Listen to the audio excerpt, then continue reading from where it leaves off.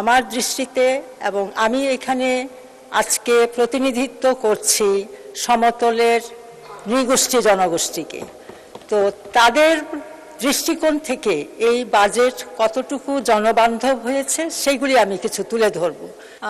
আজকে আমি প্রথমবারের মতো মহান জাতীয় সংসদে দাঁড়িয়ে কথা বলতে পারছি, এজন্য আমি মহান সৃষ্টিকর্তাকে ধন্যবাদ জানাই। একই সাথে আমি ধন্যবাদ এবং কৃতজ্ঞতা জানাই আমাদের মাননীয় প্রধানমন্ত্রীকে এবং বিএনপির মহাসচিব জনাব মির্জা ফখরুলকে।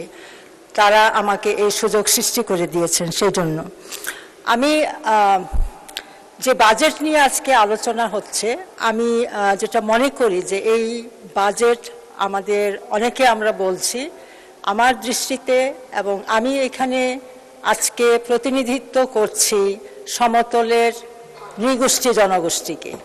তো তাদের দৃষ্টিকোণ থেকে এই বাজেট কতটুকু জনবান্ধব হয়েছে সেগুলি আমি কিছু তুলে ধরব। তো প্রথমেই আমি এই বাজেটকে আসলে স্বাগত জানাই, কারণ এটা অবশ্যই অন্তর্ভুক্তিমূলক হয়েছে এবং জনমুখী বাজেট হয়েছে, আমি স্বাগত জানাই। এবং বিশেষভাবে আমি এখানে উল্লেখ করতে চাই, বিশেষ করে আমি যেটা বলছিলাম যে আমি সমতলের নৃগোষ্ঠীকে প্রতিনিধিত্ব করছি। এই বাজেটে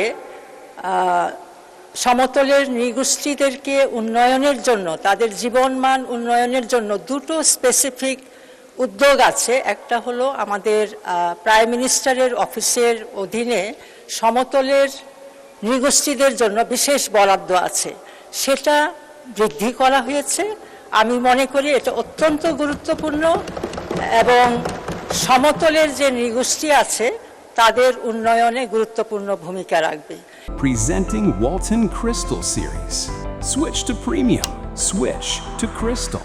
একইভাবে আরেকটা বিশেষ উদ্যোগ এখানে আছে, সেটা হলো মৎস্য এবং প্রাণী সম্পদ বিভাগের অধীনে নৃগোষ্ঠীদের জীবনমান উন্নয়নের জন্য, বিশেষ করে আর্থসামাজিক উন্নয়নের জন্য যে বিশেষ প্রকল্প আছে সেটাও বরাদ্দ বৃদ্ধি করা আছে। আমি অত্যন্ত সাধুবাদ জানাই। এই দুটো স্পেসিফিক প্রকল্প সমতলের নৃগোষ্ঠী জনগণের উন্নয়নে গুরুত্বপূর্ণ ভূমিকা রাখবে বলে আমার দৃঢ় বিশ্বাস। একই সাথে আমার দুটো বিষয়ে আমি একটু দৃষ্টি আকর্ষণ করতে চাই। আমাদের বিভিন্ন মন্ত্রণালয়ে যে বিভিন্ন উন্নয়নমূলক খাত আছে, প্রত্যেকটা খাতে কিন্তু উন্নয়নমুখী বরাদ্দ বৃদ্ধি করা আছে। সো আমার যেটা সকলের দৃষ্টি আকর্ষণের বিষয়, সেটা হলো এই সমস্ত উন্নয়নমূলক খাতগুলোতে যাতে যারা বেশি সুবিধা বঞ্চিত, বেশি প্রান্তিক অবস্থায় বসবাস করছে, যেমন অতি দরিদ্র নৃগোষ্ঠী জনগোষ্ঠী এবং সুবিধা বঞ্চিত নারী, তাদেরকে যাতে আমরা আবশ্যিকভাবে সম্পৃক্ত করতে পারি এবং তাদের উন্নয়নটা নিশ্চিত করতে পারি, এটা একটা দৃষ্টি আকর্ষণের বিষয়। দ্বিতীয় আরেকটা বিষয় আমি বলবো যে সমতলের নৃগোষ্ঠীর জনগণ কিন্তু আমরা সবাই জানি আর্থসামাজিকভাবে অত্যন্ত নাজুক, এবং সমতলের 90% নৃগোষ্ঠী কিন্তু দিনমজুর, ভূমিহীন, এবং তারা কৃষি শ্রমিক, এবং অনেক সময়ই তারা অগ্রিম কৃষি শ্রম বিক্রি করে।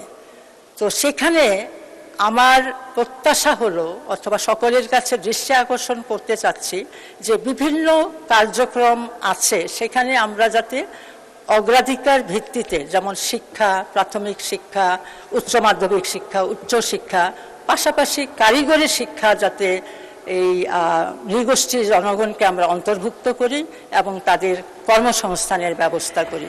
এই দৃষ্টি আকর্ষণের আহ্বান রেখে আমি ধন্যবাদ জানাচ্ছি। ধন্যবাদ মাননীয় স্পিকার।